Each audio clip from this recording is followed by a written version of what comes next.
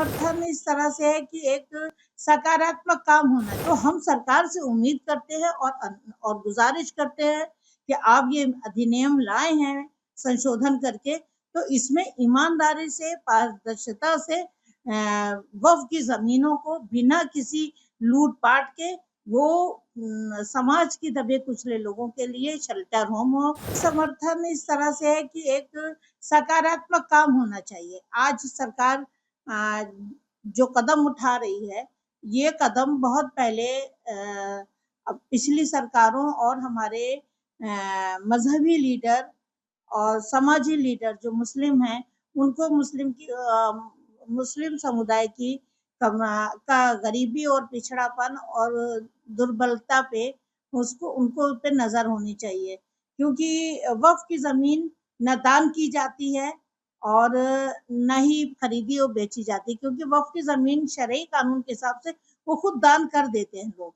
जो दान करते हैं उनका मकसद ही यही होता है कि समाज के गरीब, पिछड़े और दबे कुचले, गरीब, असहाय, बीमार लोगों के लिए शेल्टर होम हो, आश्रय होम हो, मदरसे हों जो बहुत अच्छे और एडवांस हों कि एक इमाम मदरसे का या मस्जिद का एक इमाम भी हो तो वो एक आईएएस ऑफिसर हो, जज हो, अधिकारी हो, समाजी लीडर हो, राजनीति लीडर हो। हमें इमाम की ज़रूरत है, मुस्लिम कम्युनिटी में इमाम की भी ज़रूरत है और डॉक्टर और जज की भी ज़रूरत है। और महिलाओं के अधिकार, जब वो उनके माँ-बाप नहीं रहते, उनको तलाक दे दिया जाता है, तो वो कहाँ छत जाएँ, किसके छत पे जाएँ? क्या भाई के परिवार के पास जा कर के बैठ जाएँ, भाई अपने परिवार को पाले कि तलाकशुदा बहन का जीवन गुज़ारा करे? तो इसलिए वक्फ की ज़मीन का यही मकसद है कि मुस्लिम कम्युनिटी के गरीब और असहाय और बेसहारा लोग, बीमार लोग, उनके लिए हॉस्पिटल हो, एजुकेशन सेंटर हो, शेल्टर होम हो, कारखाने हो, ताकि वो सामाजिक और आर्थिक स्थिति में बेहतर हो जाएँ और वो देश का, मुस्लिम समुदाय का, खानदान का, अपने परिवार का खुशहाल ज़िंदगी जी सके। तो जब ये काम अभी तक वक्फ की ज़मीनों के साथ में नहीं हो पा रहा था और समाज में ऐसा नहीं कि 100% नहीं हो रहा था। समाज में कुछ लोग वक्फ की ज़मीनों पे अच्छा इस्तेमाल कर रहे हैं, एजुकेशन सेंटर खुल रहे हैं, मदरसे खुल रहे हैं, लेकिन वो जितना काम वक्फ के विभाग को करना चाहिए, वो ईमानदारी से वक्फ विभाग ने नहीं किया। ज़मीनों की लूट-मार होती रही, सही मकसद पूरा नहीं हुआ।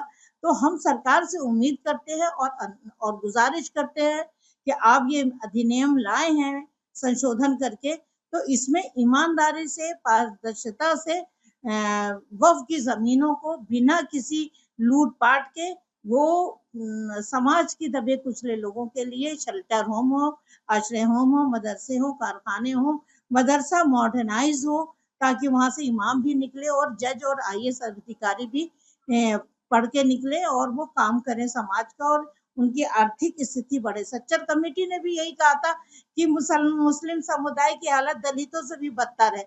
जब ये रिपोर्ट है तो उसको आप सच और सकारात्मक वर्तमान सरकार करे। अभी तक किसी सरकार ने मुसलमानों के हित के लिए और उनके एजुकेशन के लिए कुछ नहीं किया, सिर्फ वोट की राजनीति हुई है।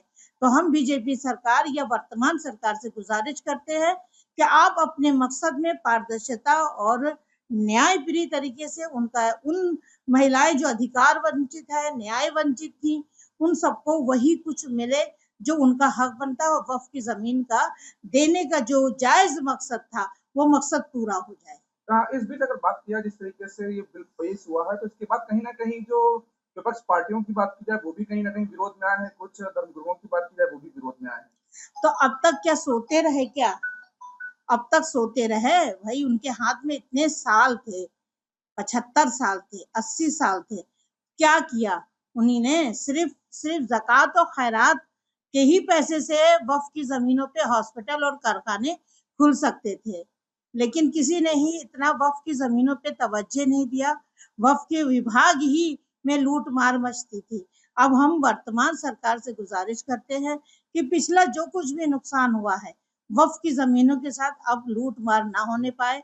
जिन लोगों ने नाजायज़ कब्ज़ा किया है, उन नाजायज़ कब्ज़े को छुड़ाया जाए और जिन लोगों ने बेईमानी या कब्ज़ा किया है, उन ज़मीनों पे जाँच की जाए और जो दोषी हैं, उन पे भी कार्रवाई होनी चाहिए। जो शरीयत की ज़मीन थी, शरीयत के मुताबिक चलनी चाहिए थी।